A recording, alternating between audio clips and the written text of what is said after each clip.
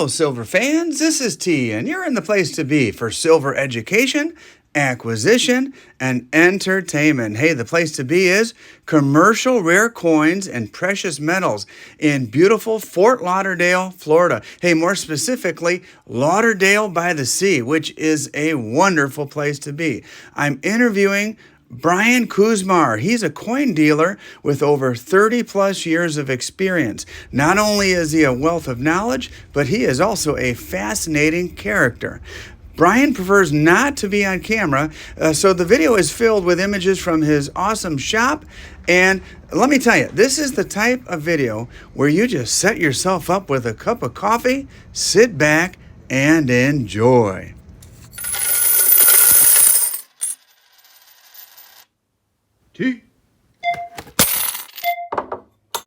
Hey, Brian, thank you so much for having me back at your shop to shoot this video. I appreciate it, buddy. Nice to meet you, T. Absolutely, absolutely. And you've got a nice place here.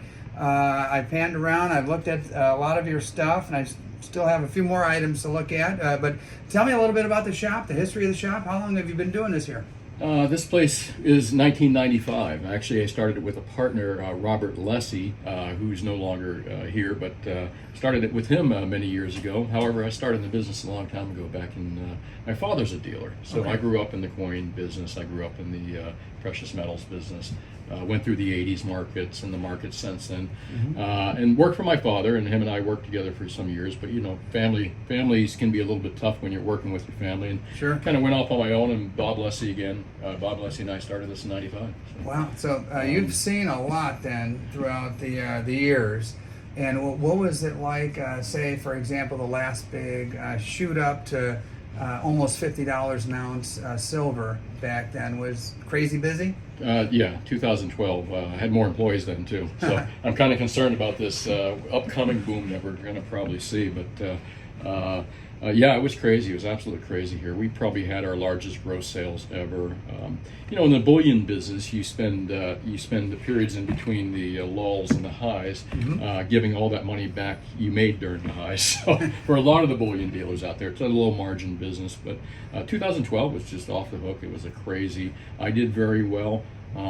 You know, however, we did see what I term in my videos, I call it monkey hammer, and we saw that major monkey hammer in 2012. And a lot of people don't. What does that term mean? I watched your video yesterday, and I heard you refer to that a couple of times.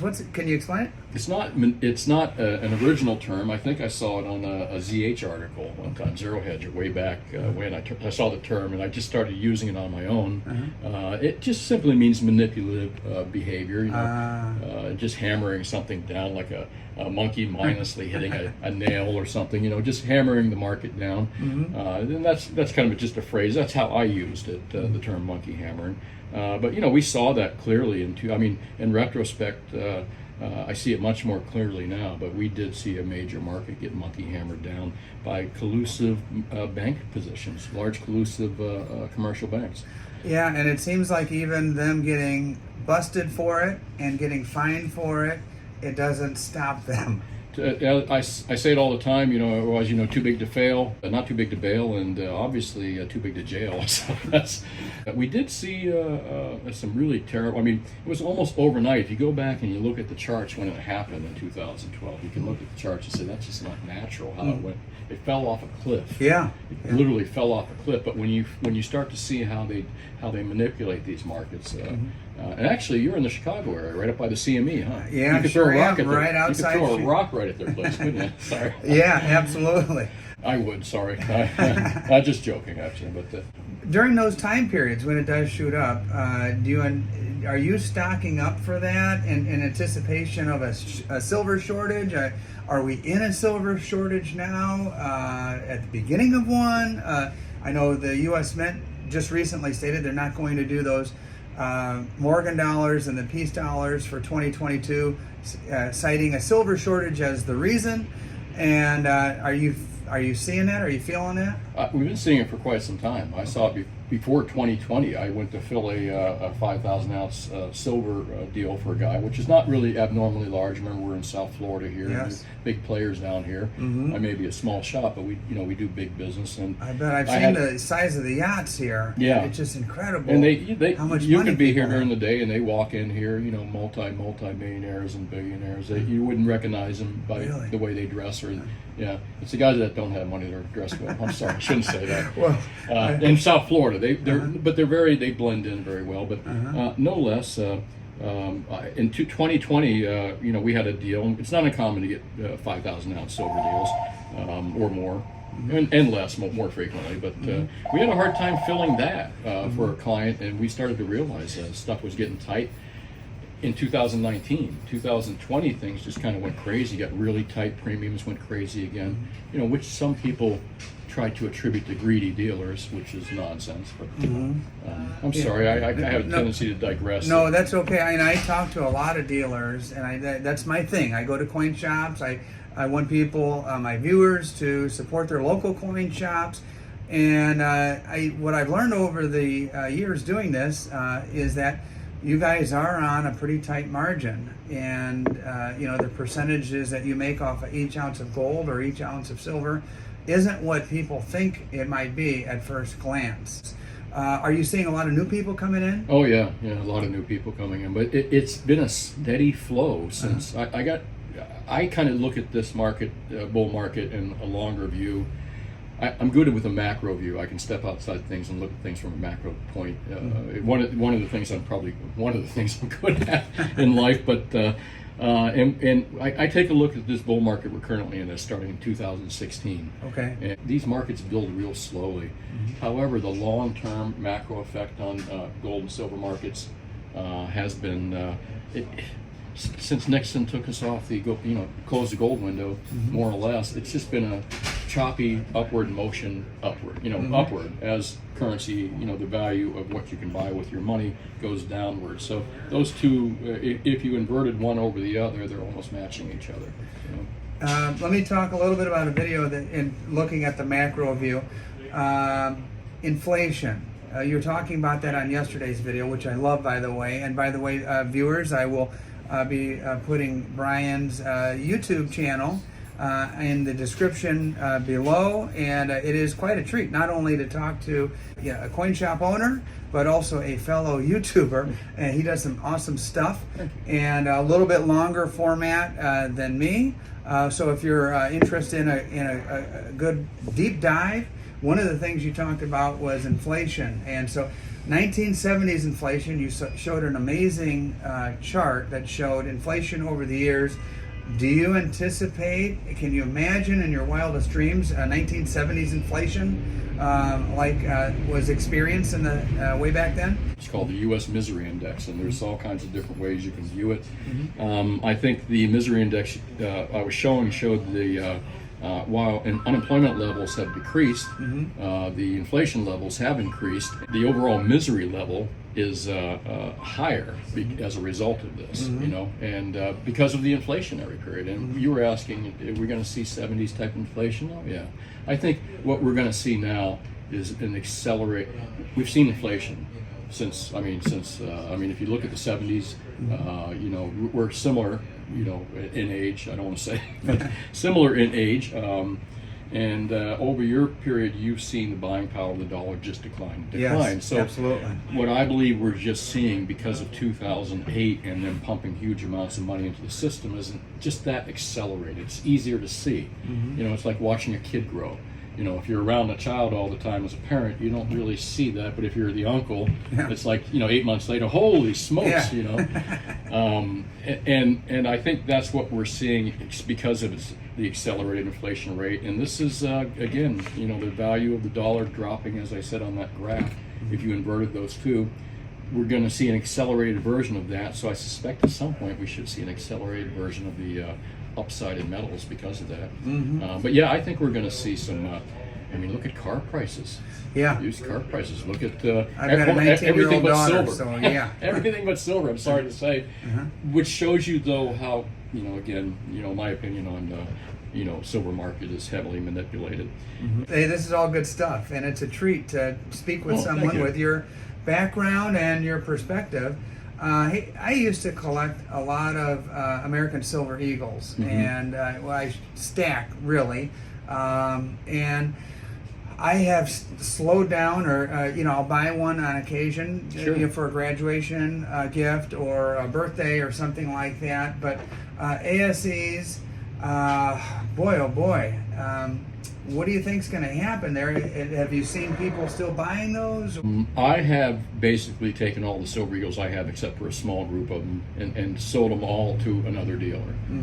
I won't sell them to customers at this level. I'm not comfortable with it. If someone wants a couple for gifts or just to fill in the collection or the book, I'm cool with that. But we do everything we can to talk people out of buying Silver Eagles. Yeah. And it's nothing to do with the product. I mean, I've sold, I can't tell you how many, tens of thousands, hundreds, who knows, I don't count over the years, of Silver Eagles, and we've sold them for premiums as low as $1.50 over spot. Yeah. All right.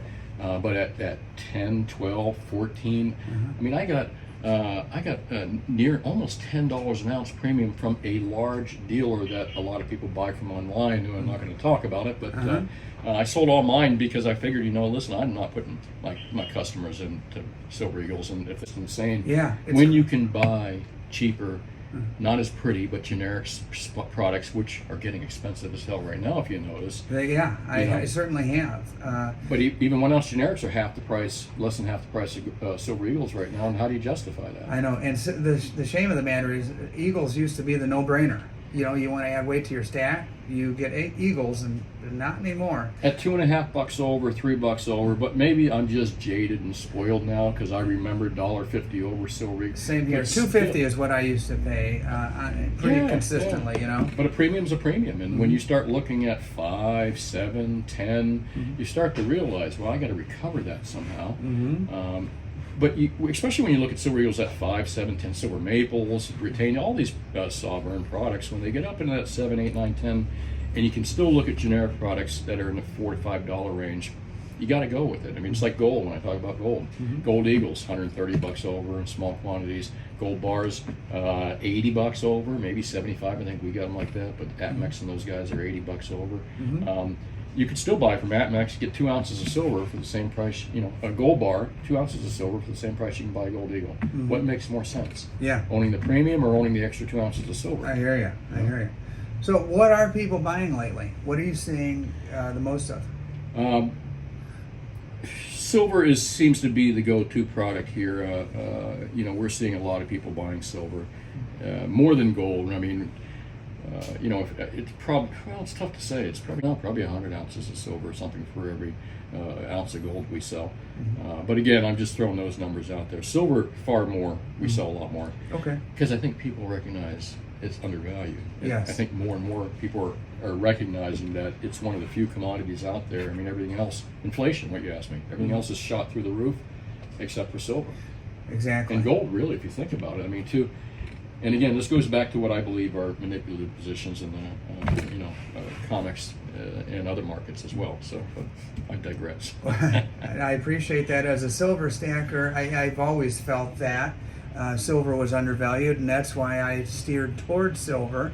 One of the reasons. The other reasons, it's more affordable and it's easy for me to accumulate, obviously. And I don't have anything against gold. Actually, I saw a couple nice little gold pieces here in your shop that I might walk out here. As a silver guy, you have to, gold, where gold goes, silver will follow. Yeah. Eventually at some point. So even guys that don't buy any gold need to watch, or don't, are all silver, buy no gold, you still have to watch that gold market, because if it's shooting up and up and up, that ratio is way out of whack. It tells you two things. Gold's either overpriced or silver's about to explosively take off, and the ratios will tighten up. I think that's where we're actually headed. Sorry, I didn't mean to interrupt you. No, that's okay. Hey, listen, I appreciate your wisdom. Now listen, take a look into your crystal ball.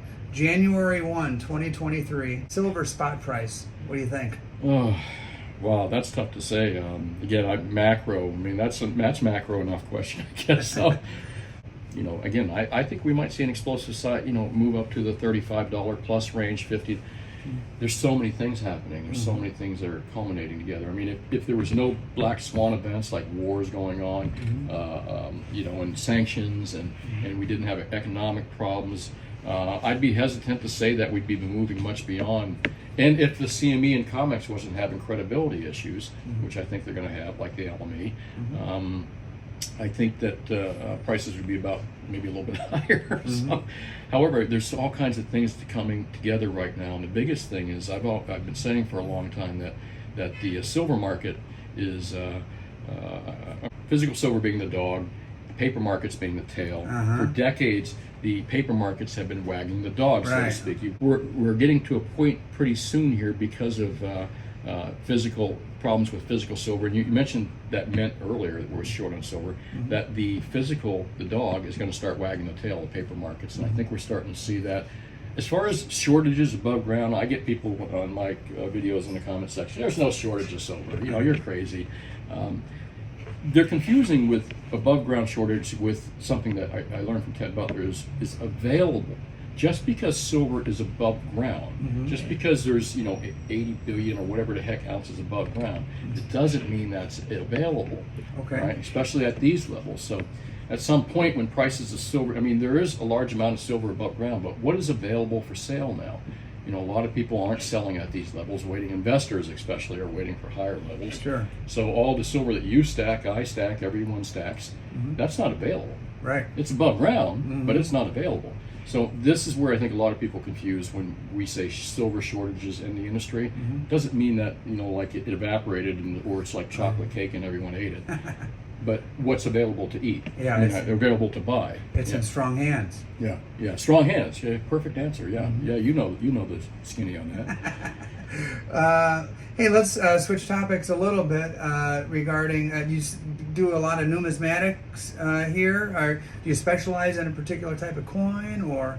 No, I really don't. I'm a general practitioner. In medicine. I'm a general coin dealer. There's specialists, and I admire specialists, but if you own a coin shop, you really shouldn't be a specialist. You need to have a good working knowledge of, you need to be dangerous enough.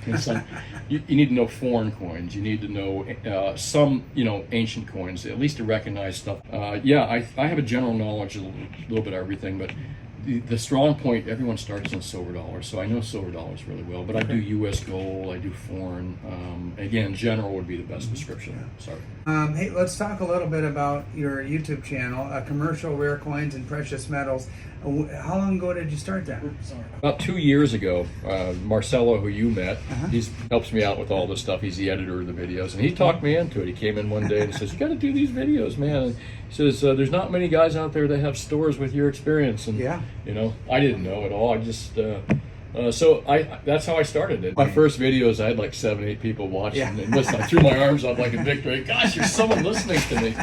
And now I can't really think about people listening. I just kind of pretend that I'm talking to myself or a friend. You know what I mean? Sure. Well, I certainly encourage my viewers to check you out. One of the things I kind of took from your video from yesterday was, and if you feel like talking about it, I have a similar feeling, a disdain for politicians, and your video yesterday, you didn't discriminate by either party, and I'm not a big fan either. Do you want to talk about that, or is that something to leave alone? My disdain is not to good politicians. My disdain is just simply because I love the process. I love the, as long as we follow. I'm a constitutionalist at heart, and I think I became a libertarian in the 80s. In the early 80s, a guy introduced me to libertarianism. I kind of liked it, and again, I still think the Libertarian Party is like a rebellious teenager in that stages of its party. You know what I mean? It's not a mature party yet. I think it will become one. But meanwhile, my whole political philosophy, rather than defining myself as I am socially liberal, but fiscally responsible, which means that I don't care what anyone does in their life, providing two things: they don't harm anyone, and they don't make me pay for it. Amen to that. Amen to that. That's basically my political philosophy. Yeah. And I don't talk politics on my show, but I had a feeling you and I were on the same page about that. So thank you for sharing that. One other views, CBDCs. You mentioned that in yesterday's video, and that's coming, whether we like it or not, and hopefully not as soon as some people would like. Strong thoughts on CBDCs? I think it's the end of your privacy and the end of your freedom. You know, I'm getting, up in age, and it probably, but we're starting to see the effects of that already. I think it'll go the way of like China with their social credit system, and that's kind of where I see CBDCs heading, is into that direction. I think it's just a really awful place. I'm going to reject it every way, shape, or form I can. Do you see people stacking and putting away silver and gold because of fear of that, or do you think the general public doesn't even know that? I don't think the general public is even aware of where this could potentially head. I had mentioned that I think it'll start with the poor first. I think it'll start with unemployment or people that need money. Yes. And that's how they'll introduce it. Because if you're sitting there and you're hungry and you don't have food or whatever the reason may be, if you're on welfare, you're not going to complain whether it's a digital currency or whether they sent you dollar bills. You're going to take it. Sure. You're not going to reject it. And at that point, once it gets into the hands of the majority of the poor, merchants are going to have to take it. Okay. Because you take it or you lose the sale. Yeah. Or maybe you're going to be required by law to take it even, which is a potential, right? This is how they're going to force that kind of, but it's a terrible idea, and I think that we should teach our kids. We should talk to everybody about this and tell people to, look at China when they rolled out theirs. Even their own people know in the back of their mind, they can take this away from me. You don't mess with people's money. You can mess with their freedoms. They can take it away.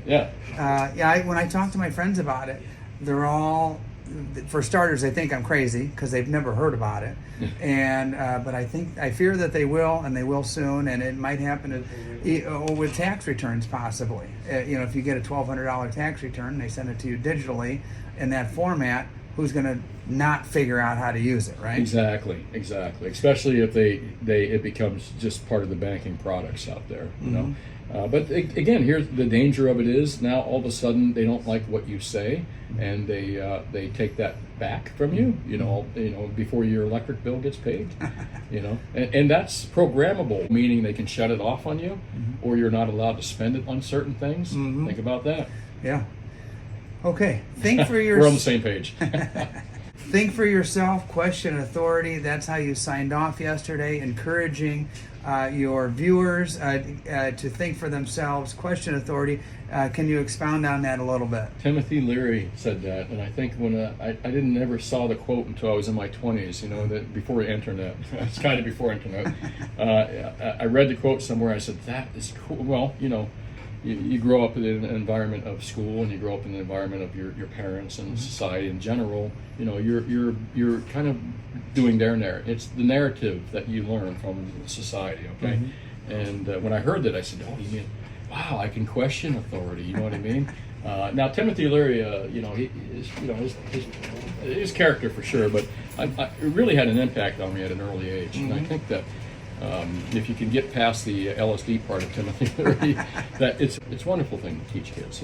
Question authority, but I also don't say just question authority and think for yourself. But I also always say question your own narrative. Is it yours? Right. Did you fully take it apart and put it back together again? I mean, is your narrative one that you got from school, from your family, from the news? No matter what it is, whether it's politics or economics. And I think that you become smarter and smarter as you even start to take apart your own narrative and figure out, well, where did I learn that from? Where did I learn that this was good or this was bad? I think a look in the mirror is a very healthy thing. Once you're able to question your own narrative, it becomes so much easier to question others and maybe find the answers a lot easier too. Brian, I tell you what, I've done a lot of coin shop videos. This interview was one of the most fascinating I've ever done. Thank you. I want to thank you very much for your time. I certainly expect that my viewers will enjoy it as well. And hey, thanks again, buddy. I appreciate it. I'm going to go do a little shopping, and I appreciate the time. My first ever, and thank you. Hey, have a great day and enjoy your stay. Hey, thanks, man. Okay, guys, this is the part of the video where I show off what I purchased. I couldn't walk into Brian's shop here without finding something I liked. Hey, take a look at that. I've got a little 1/20th Mexican gold Libertad. And then I've been trying to find gold from around the world, and I found Alexander the Great. Take a look at this one. This one is from Liberia. So some African gold there, and then some from those two little pieces to a big giant piece. Take a look at that. 1986 Chicago Bears. Now look at their focusing on the defense there. Those Chicago Bears are collapsing on that New England Patriot, and that's basically how the whole game went back in 86. That's the 85 Bears playing the Super Bowl in 86. A beautiful silver piece for my stack collection. And hey, signing off from Florida here. What a great time, what a great trip over here at Commercial Rare Coins and Precious Metals. Awesome hospitality, and really appreciate the chat I had with Brian. Hope you did too. Thanks for watching, everybody. Two.